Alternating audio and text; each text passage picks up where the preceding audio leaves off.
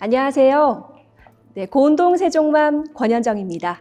후보님, 어제 그 세종시에게 불합리한 그 보통 교부세에 대해서 들었습니다. 그 역차별 문제가 좀 무엇보다 심각한 것 같은데요. 세종시의 재정이 조금 불안정하다는 뜻이잖아요. 불안정한 부분에 대해서는 어저께도 좀 말씀을 드렸습니다만, 어저께 말씀드린 부분 외에, 그러니까 수입 부분에서 지금 취득세도 지금 건설이 제대로 되고 있지 않으니까 그것도 많이 줄었고, 보통교부세도 제대로 지금 못 받아온 문제도 있고, 뭐 이런 부분 이제 문제 좀 지적을 어저께도 했는데, 추가적으로 더 말씀드리면 또 우리 지출 부분에 있어서도 좀 말씀드려야 될 부분이 있을 것 같아요. 다른 지역 같으면은 중앙정부에서 보조금 사업을 하는데, 어떤 사업을 할 때 중앙정부 50% 준다. 그럼 다른 데는 도에서 25%, 그리고 시군구에서 25%에서 분담을 하거든요. 근데 우리는 50%를 다 분담을 해야 된단 말이죠.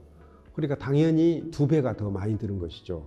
그래서 다른 데에서 보조금 사업 같은 거 한다 그러면 적극적으로 나서서 우리가 가서 따와야 되거든요. 따와야 되는데 우리는 따올 때, 따로 갈 때 걱정이 되는 거예요. 이거 따오면은 우리 50% 부담해야 되는데 이거 어떡하지 하는 그런 걱정이 있어서 우리가 꼭 필요한 사업마저도 주저주저 하면서 따오지 못한 그런 문제가 있고, 또 보조금 같은 거 많이 따와야 우리 재정이 좀 풍부해지는데 제대로 못 따오니까 또 재정이 더 어렵게 되고, 뭐 그런 악순환이 지금 계속 되고 있는 것 같아서 결국 방법은 지금까지 좀 늦어지고 있는 세종시 건설 좀 신속하게 해서 그럼 취득세도 좀 늘어날 거예요.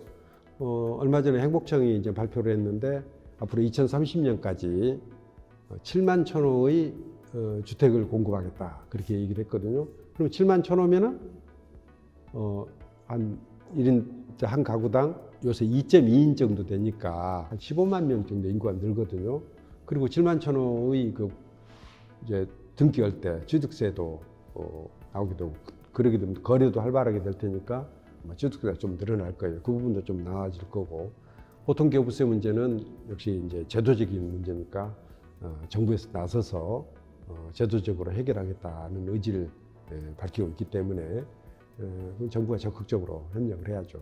세종시의 그 재정적 면에서 불안정하다는 말씀하셨는데요. 그러면 세종시법으로 규정된 재정 특례가 좀 있을 것 같거든요. 이걸로 도움도 받을 수 있을 것 같은데 어떻습니까? 그 재정 특례는 이제 기왕에 전에 2016년도인가에 그때 우리가 이제 보통교부세가 너무 부족하다, 제주도에 비해서 너무 우리가 불리하다 그랬더니 국회에서 논의를 해가지고 당시 이제 돌아가신 이해찬 총리, 또 당시 한나라당은 그분도 돌아가셨는데 이완구 국회의원 같이 협의를 해서 그러면은 보통교부세 산정된 금액에 25%를 더 더해주겠다는 쪽으로 해서 쭉 그 특례가 이어져 왔는데, 그 금년 말이면 그 특례가 끝나도록 돼 있어요. 그래서 금년 중에는 그 특례를 더 연장해달라는 그런 요청을 좀 해야 될 것 같아요.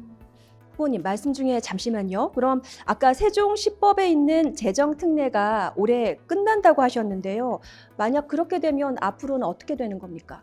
그렇게 되지 않도록 또 특례를 연장하고, 또 근본적으로는 25%를 더한다고 그랬는데 더하기라는 원래 금액, 그게 이제 보통교부세 산정 방식에 따른 건데 그게 지금 좀 불합리한 부분이 있다. 광역분하고 기초분 우리 두 가지 업무를 다 하잖아요. 두 가지 업무를 다 하니까 두 가지 일을 하는데 똑같이 예산이 필요한데 실은 두 가지 이 부분을 다 인정을 제대로 받지 못하고 있으니까 그것을 좀 제대로 인정해 주십시오 하는 그런 요청을 이제 행정안전부에 하는 것이고, 그리고 이 부분에 대해서 이제 김민석 국무총리께서 이 문제가 있다, 좀 총리실 차원에서 검토를 해보겠다 이렇게 얼마 전에 말씀을 하셔서 그 부분은 좀 총리실하고 또 행안부하고 적극적으로 협력을 해서 풀어나가야 될 문제입니다. 잘 알겠습니다. 앞서도 말씀하셨지만은 세종은 광역과 기초 기능을 동시에 수행하는 그 단층제 행정 구조여서 이런 문제가 있는 것 같다라고 말씀하셨어요. 저도 그렇게 생각이 들고요. 그럼 이런 특수성을 극복할 대책 다시 한 번 더 좀 강조해서 설명해 주시죠. 중요하지 않습니까? 중앙정부가 정책을 결정하면은 광역이 그 정책을 집행하는 데 필요한 기준, 방법, 절차 이런 것들 정하고 시군구단이 기초자치단체에서 집행을 하고 이런 구조인데 우리 시는 중앙정부 정책을 결정하면은 막바로 우리가 받아가지고 방법, 절차, 기준 정하고 직접 집행을 하거든요. 또 장점도 있어요. 일이 신속하게 진행된다든지 그런 장점이 있는데 예, 지금 말씀 이제 드린 대로 이게 이제 광역군하고 기초군 두 가지를 하는데 재정 소요 계산에 있어서는 이 두 가지를 다 인정을 못 받고 있어서 재정 부족 문제가 생기는 거거든요. 그래서 이 재정 문제, 부족 문제를 확실히 해결하면은 우리가 특별자치시로서 가지고 있는 장점도 살리고 단점도 해결해낼 수 있다. 이렇게 생각합니다. 네, 잘 알겠습니다. 이 문제는 후보님께서 꼭 좀 해결해 주실 거라 믿고 있겠습니다. 오늘도 이렇게 콕 집어 말씀해 주시니까요. 쏙쏙 이해가 됐습니다. 고맙습니다. 감사합니다.